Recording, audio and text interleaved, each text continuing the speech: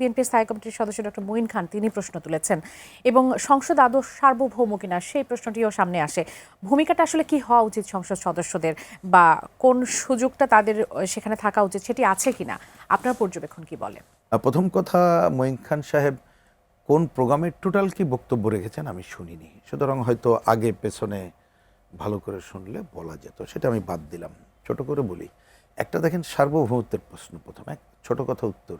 আসলে সার্বভৌম জনগণ, কিন্তু জনগণের নির্বাচিত পার্লামেন্ট তাদের ভূমিকা ক্ষেত্রে অনেক সময় এটা বলা হয়, কিন্তু আসলে জনগণ সার্বভৌম, তাদের প্রতিনিধিত্ব করে পার্লামেন্ট। শেষ আলোচনা, ব্যাখ্যা গেলাম না। এবার আসি পার্লামেন্টের ভূমিকা কি। আমার পর্যবেক্ষণটা আমি আসছি।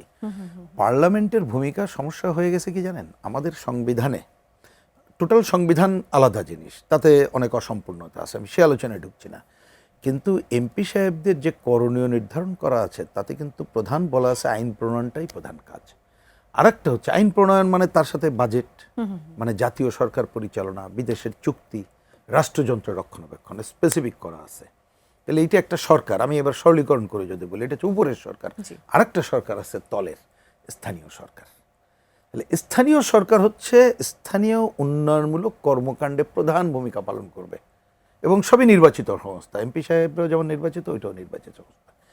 কিন্তু হয়েছে কি, অনেক দিন ধরে আমাদের স্থানীয় সরকারের কাজটা যথাযথভাবে হয়নি, ওই দায়িত্ব পালন করা হয়নি, যার জন্য হয়ে গেছে কি, আবার এমপি সাহেবরা আমাদের যে নির্বাচন পদ্ধতি, লোকাল ভোটে নির্বাচন, তখন কিন্তু তাদেরকে বলতে হয় আমি জিতলে এইটা করে দেবো, ওটা করে দেবো, অমুকের বাড়ি টিউবওয়েল দেবো, অমুক আমি সেতুটা করে দেবো। যার জন্য সংসদে দেখবেন যে ওনাকে যদি 5 মিনিট সময় দেওয়া হয়, আপনি রাষ্ট্রপতির ভাষণের উপরে বক্তৃতা করেন, উনি চিন্তা করে আরে এই রাষ্ট্রপতিরে যতই বলি এলাকার লোকজন আমার ছিঁড়ে ফেলবে যদি ওইখানকার 3টা কথা না বলি। তাহলে পুরো সিস্টেমটাই প্রবলেম।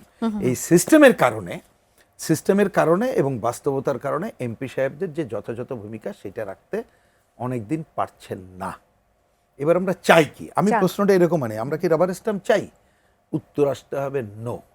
সেইটা যদি নো হয়, আমরা দেখতে চাই আমরা নানা সংকটের মধ্য দিয়ে যে গণতন্ত্রের পথে যে যাত্রা শুরু করছি, তাতে যে পার্লামেন্ট একটা হয়েছে, এখন স্থানীয় সরকার নির্বাচন হয়নি, সুতরাং কিছু দায়িত্ব থেকে যায়।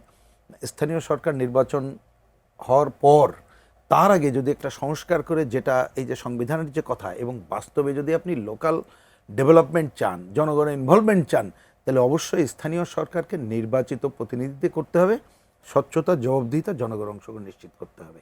এইটা যদি করতে পারি, তাহলে পুরো সিস্টেমটা পাল্টালে তখন কিন্তু ওনার যে ওই এলাকার টিউবওয়েল আর এলাকার সেতু বক্তৃতা করতে হবে না, কলেজ কি করবে বক্তৃতা করতে হবে না। উনি তখন মানুষই বুঝবে যে না, আমি তো মোশাররফ সাহেবকে ভোট দিছি, সেইখানে যে উনি এমন আইন প্রণয়ন করবে যাতে করে উনি যে অঞ্চলের মানুষ, সেই অঞ্চল দিয়ে বলছি, এইটা যেহেতু এক ধরনের উপকূল এবং খুবই নিচু এলাকা, ওই এলাকার মানুষ ভবিষ্যতে মর্যাদায় বেড়ে উঠবে, এবং ওই নিয়মকানুনের মধ্য দিয়ে ওই অঞ্চলের মানুষের শিক্ষা, স্বাস্থ্য কোনোটা সমস্যা হবে না আইন প্রণয়নের জায়গায় করলে। তখন মানুষের সাথে যদি এই অ্যাটিটিউড চলে আসে, এবং ওনারাও যদি বোঝে যে ওই রকম একটা মর্যাদা সম্পন্ন, তার মানে তো বিরাট বিষয় আর কি। তা সেই জায়গাটা এখনো পর্যন্ত বাংলাদেশে হয়নি। এটাই আমাদের খুবই কি বলবো যে ক্ষোভের কথা। আরেকটা খালি এই পর্যায়ে এটা বলে রাখি যে হয়নি, এবং এইবারের পার্লামেন্ট হওয়ার পরে আমরা হয়তো ঠিকই পার্লামেন্টে 200 সম্ভবত 20 জন হচ্ছে নতুন, উনি যেটা বললেন, হ্যাঁ, তা সেটা একটু আইন কানুন 219, তাহলে তাদের একটু আইন কানুন সময় লাগবে, লাগুক, কিন্তু ট্রেনটা তো সেট করতে হবে। আমার ব্যক্তিগত বিবেচনা একটা বলি, ধরেন যা ঘটে গেছে আমি আলোচনা গেলাম না, কারণ আমি দোষারোপটা আজকে করছি না, সে সময় এখনো আসেনি। কিন্তু যে বাজেট অধিবেশন, ওই যে আপনি আপনার ইসেই দেখলাম যে আমাদের একজন বলছেন কি 2 বছর নাকি লাগবে কি অর্থনীতির পুনর্গঠন করতে। তা সেই ক্ষেত্রে তাহলে এমপি সাহেবদের ইনভলভ করছেন না কেন? বাজেট প্রণয়ন এটা মে মাস, আমার জানা মতে এপ্রিল থেকে আলোচনা শুরু হয়ে গেছে, প্রায় শেষ পর্যায়ে। তা আমি জানি না মোশাররফ ভাই উত্তর দেবেন কিনা, কিন্তু আমি নিশ্চিত মোশাররফ ভাই কিছুই জানেন না, ওনাদেরকে জানানো হয় নাই।